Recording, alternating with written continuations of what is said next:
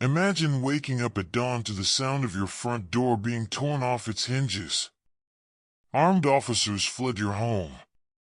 Lights flash. Voices shout. And somehow, impossibly, they know everything. Every deal you made. Every order you placed. Every message you thought disappeared the moment you hit send. This wasn't a lucky tip-off. This wasn't an informant. The phone in your pocket, the one you paid a small fortune for because it was supposed to be untraceable, that phone was built by the FBI. This is the story of the most audacious law enforcement sting in modern history. And it started with one man, one idea, and a secret that changed the criminal underworld forever. To understand how this all came together, you first need to understand the world of encrypted phones. These aren't your everyday smartphones. They're stripped-down, heavily modified devices, no camera, no GPS, no unnecessary features, built from the ground up to make surveillance nearly impossible. Politicians use them. Corporations use them. Journalists use them. And organized crime? They absolutely loved them. Companies like Phantom Secure and SkyECC had carved out a booming underground market selling these devices, sometimes charging the equivalent of thousands of dollars for just a 6-month subscription. That kind of money bought you something criminals considered priceless: silence. But these phones had one feature that made law enforcement lose sleep at night. If a device was ever seized, a remote command could be triggered, instantly wiping everything on it clean. No messages. No contacts. No evidence. Gone in seconds. For investigators, it was a wall they couldn't break through. But then, one by one, law enforcement began dismantling these companies. Phantom Secure fell. SkyECC was shut down. And just like that, the market these companies had built, that enormous, high-paying criminal customer base, had nowhere to go. In any industry, a gap in the market is an opportunity. And one man saw it clearly. His name in criminal circles was AFU. He wasn't a kingpin. He wasn't a violent enforcer. He was more of a tech-savvy middleman, someone who knew how the encrypted phone world worked and who the players were. He'd previously operated alongside one of Australia's most high-profile drug traffickers, a man the media had nicknamed the Facebook gangster for the remarkable decision to document his criminal lifestyle publicly online. AFU understood the demand. He understood the product.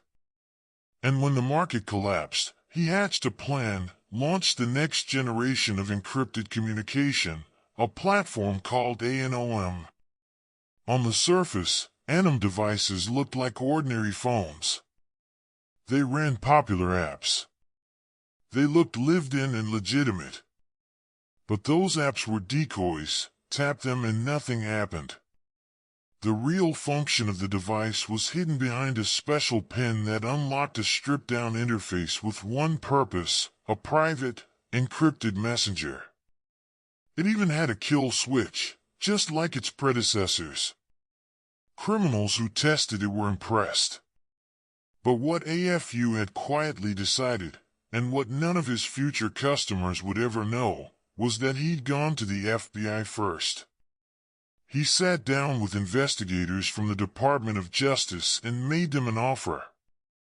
He would build and distribute these phones throughout the criminal underworld.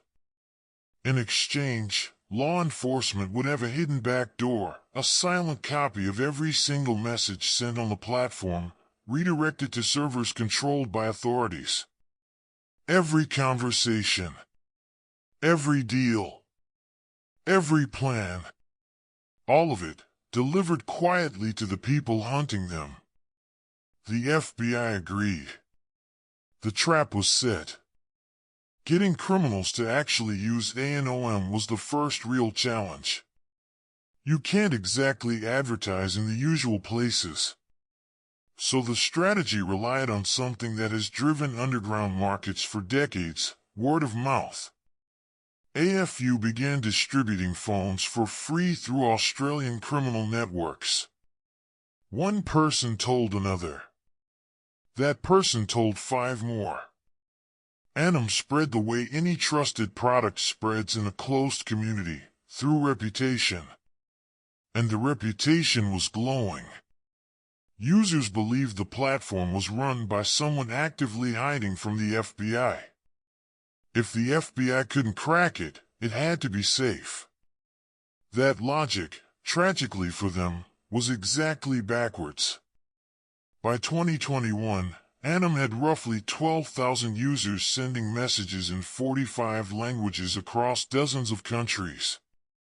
Drug traffickers, organized crime syndicates, trafficking networks, all of them openly discussing operations, shipments, locations, and targets on what they believed was the most secure platform available. Law enforcement agencies across 16 countries were reading every word. When the operation finally reached its end point, when Lithuanian court orders expired and the legal window began to close, authorities moved simultaneously across the globe. Over 800 arrests. Nearly 40 tons of drugs seized.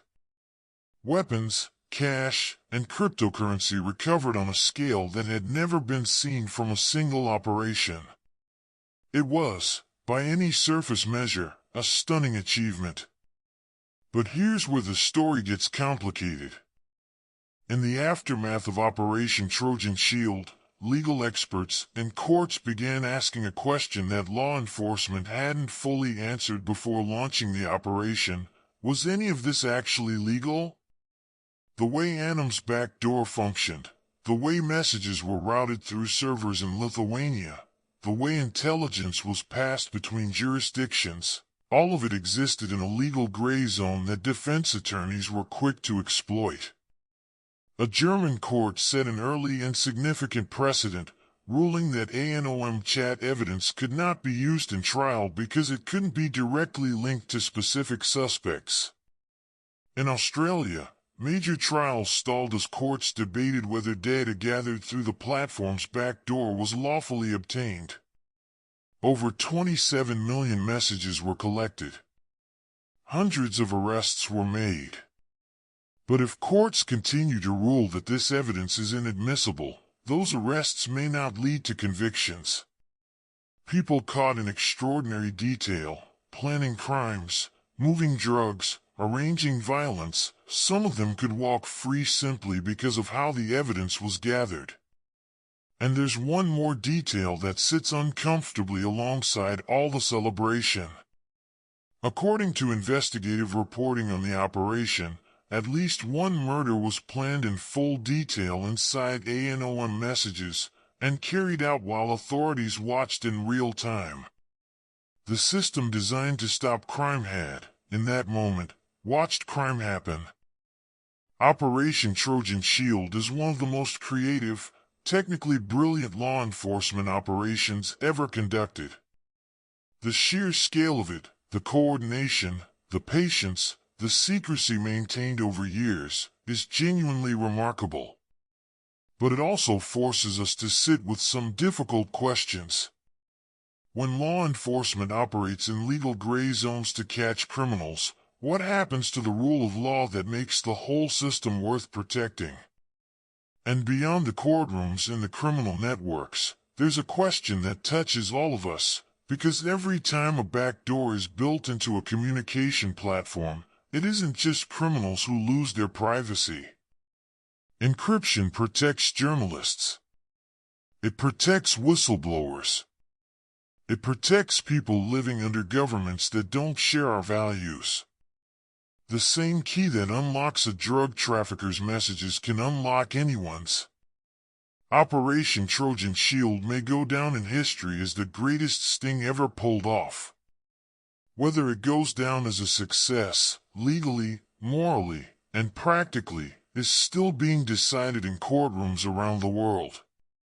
If this story made you think, drop your thoughts in the comments. And if you want more stories like this, the ones that go deeper than the headlines, subscribing means you won't miss the next one.